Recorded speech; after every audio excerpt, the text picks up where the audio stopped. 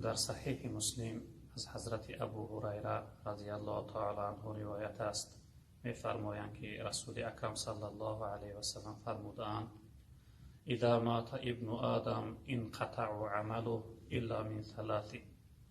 وقتی که فرزند آدم یعنی انسان وفات میکند، بندگی میکند، خداوند نامه عملهای او را یعنی محکم میکند، یعنی در نامه اعمال او دیگر چیزی نوشته نمیشود الا من ثلاث، مگر سه گروه مردم را خداوند نامه اعمالشان را محکم نمیکند.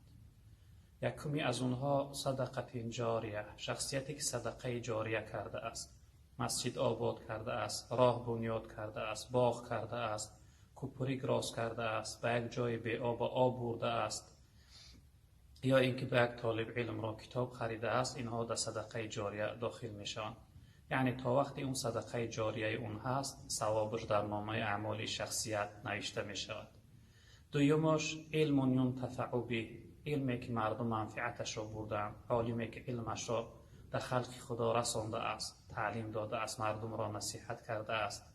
سیومش ولد صالح یدعو له، شخصیتی که از خودش فرزند صالح باقی گذاشته است، یعنی فرزندش تعلیم و تربیه، ادب و اخلاق آموخته است، بعد از رفتنش فرزندش در خلق خدا خدمت میکند. یعنی تا وقتی که فرزندش در خلق خدا خدمت میکنه و مردم برای او رحمت میگویند، خداوند نامه اعمال این شخصیت بعد از مردنش هم یعنی که ثواب مینویسد.